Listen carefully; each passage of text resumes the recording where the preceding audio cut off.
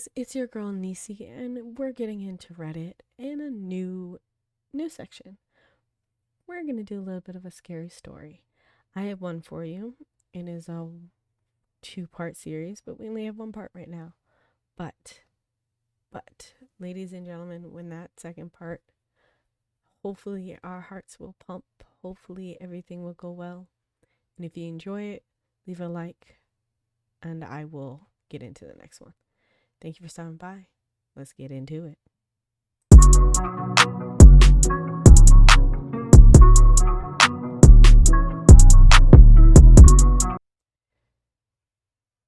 Supernatural Superfan 1. Don't drink the water of the Wolf Creek on a full moon. Part 1 out of 2. Don't drink the water of the Wolf Creek on a full moon, Caitlin ominously warned. The bonfire popped and crackled, casting an eerie glow over her face. Heather scoffed as she took a sip of her cheap beer. Why the hell not? Caitlin sat back in her folding chair and crossed her legs. She too took a sip of her cheap beer, only communicating through her raised eyebrows. Oh, come on, you've never heard of the Wolf Creek legend? Braden sneered, poking fun at his girlfriend. I have, Heather replied defensively. I just wasn't paying attention, she trailed off sheepishly. Want to indulge the Euclid? Aiden asked as he curiously looked around the bonfire at the rest of us. There were 7 of us in total. Jack, Jonah, Brandon, Aiden, Heather, Caitlin, and I, Russell. We're having a bonfire party, celebrating yet another successful high school football season. Legend has it, Jonah began, creepily leaning towards the fire to aid the spooky vibes. If you drink the water on the nights like tonight, a full moon, you'll be cursed to turn into a werewolf. Jonah then jumped up in an attempt to scare us. Hawoo! He howled like an idiot. Bullshit, Jack, Caitlin's boyfriend, swore. You're already 3 beers deep, tipsy at best, drunk at worst. It's not real. That's why they say it's a legend, babe. Caitlin talked down to her boyfriend like he was a toddler. Jack blew her off, opting to take another swig of his drink instead. Aiden let out a disbelieving laugh. That's not even how you become a werewolf. Aren't you supposed to get bit or be born with it? I shrugged my shoulders. Wolf Creek is special. Apparently the Native American tribe that lived here cursed the water in order to scare the white settlers away. Instead of wasting all that time pillaging and scraping, the tribe figured they'd get the newcomers to do the job for them. As much good as the tale that is, it's completely inaccurate, Aiden said, finishing off the liquid in his red solo cup. He stood from his foldable lawn chair. I'll be right back. Gotta use the loo. The house is that way, Caitlin yelled behind her, pointing to her house as Aiden disappeared behind a tree line a few yards away. This bathroom is closer, a loud laugh rang out from behind the trees. Caitlin rolled her eyes in annoyance. God, if my backyard starts to smell like piss, I'll kill him. What if he isn't peeing? Jonah giggled. Caitlin leaned over and smacked him on the arm. Oh, don't even go there, Jonah. I don't care if the story isn't accurate to the myth, I lamented, staring at the moon. The clouds had moved, revealing the celestial being in its full glowing beauty. I love folklore and legends. The history behind them is always so interesting. God, Heather drunkenly snorted. You are such a nerd, Russell. Remind me again why you're part of the friend group. I was about to reply a witty retort, but the vibes of the party were thrown off by a sudden blood-curdling scream filling the air. The sound startled us all, so we sat there, quietly listening for it to happen again. When it did, we knew it was coming from the woods behind Caitlin's house. The woods Aiden were in. What the hell? Is that Aiden? Jonah asked, concerned. Someone should go check on him, Caitlin cried, grabbing onto Jack's arm. Why don't you seem brave to impress this girl? Jack stood up and volunteered. I'll go. Be careful, Heather whined as Jack cautiously walked past the tree line. I was totally going to go, Brandon started shifting in his chair, but he volunteered. We all rolled our eyes. For the big guy Braden was, he had to be the biggest coward in the group. It didn't matter much, though. Jack was definitely the strongest out of all of us and the best equipped to handle the situation. Jack was the team's quarterback.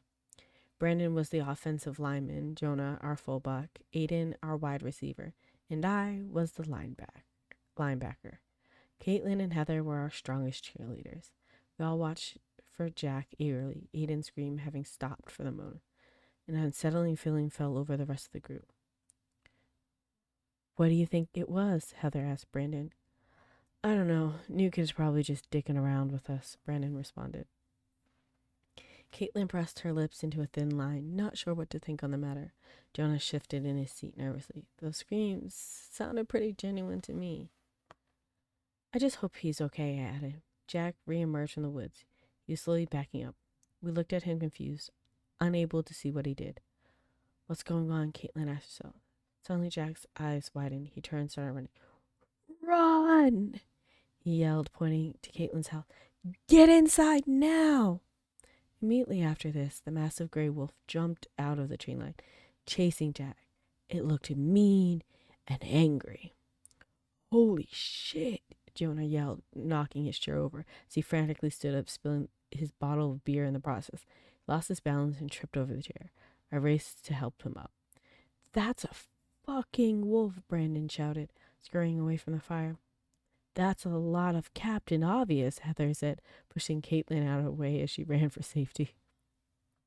An offended scowl appeared on Caitlin's face. Ow, you fucking itch. Sorry, babe. Survival of the fittest, she shouted behind her, managing to flick a lock of her long, dirty blonde hair behind her in the process. After getting Jonah steadied on his feet, I caught Caitlin before she fell too. Jonah took off as we started running back to the house together. I looked back to see Jack barely managing to catch up with us. He just veered off to the left, coming up the small hill where Caitlin's fire pit sat. He went flying, wind getting knocked out of him as the wolf caught up and pounced on him. The velocity caused him to crash right next to the fire pit, the wolf landing a few feet away from him. Jack let out a pained groan as he quickly picked himself up. Caitlin and I stopped. Jack! She worriedly cried out to her lover. Jack didn't have too much time to recover, so the wolf shook off the landing and quickly pounced again. This time, Jack stumbled over Jonathan's overturned yarder. His unbalanced equilibrium had him stumble forward, falling face first into the roaring bonfire. His screams of agony filled the night sky as his flesh was quickly singed by the hot flames.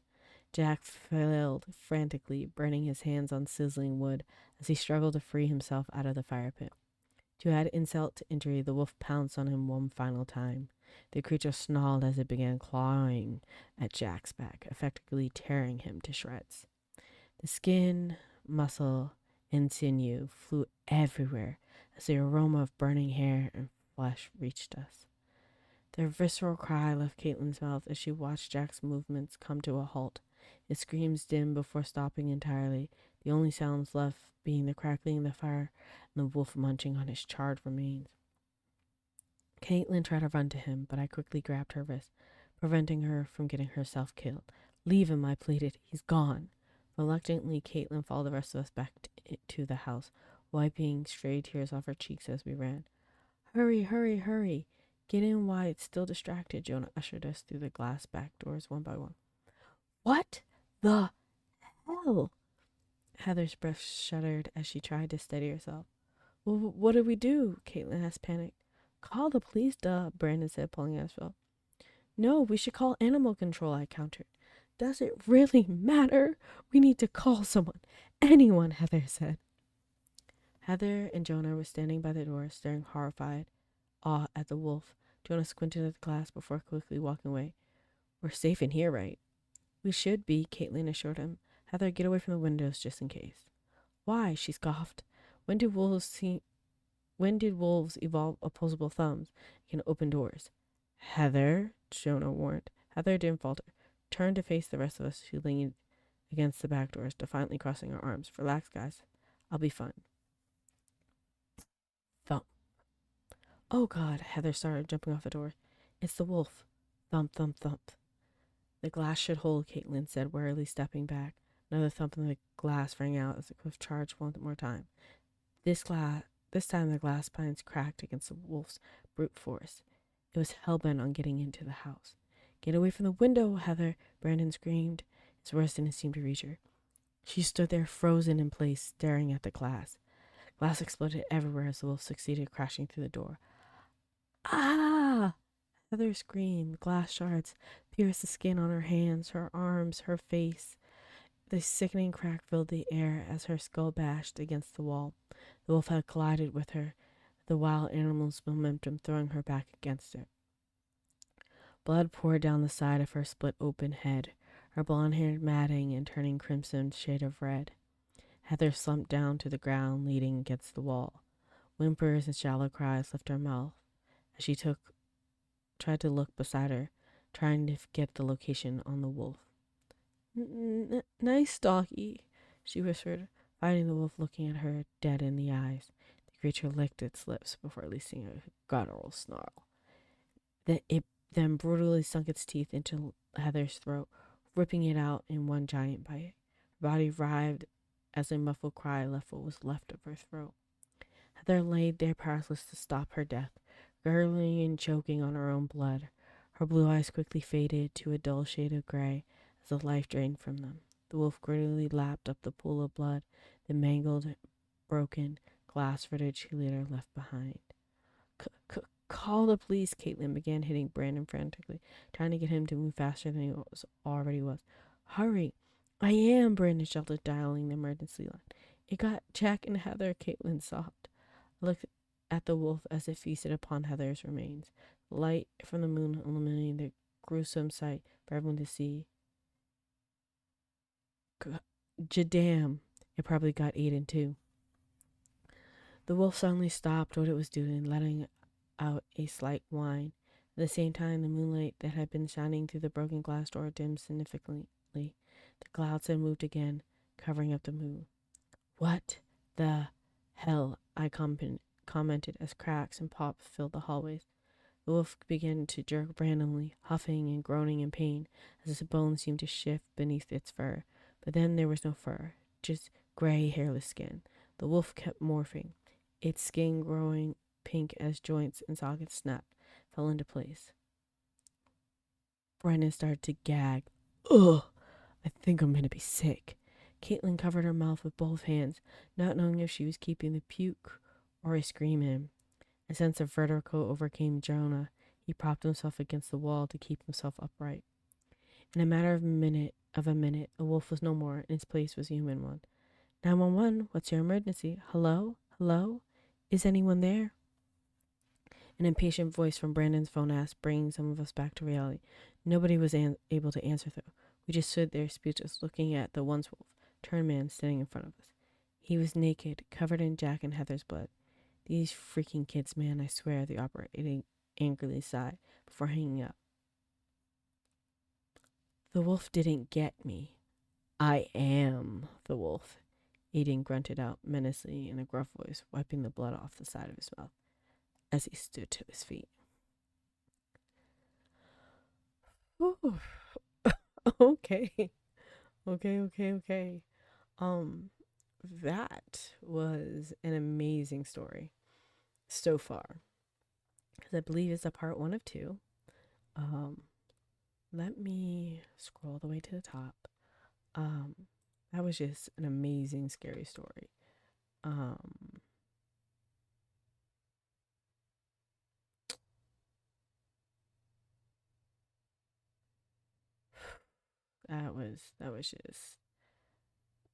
was just so creepy.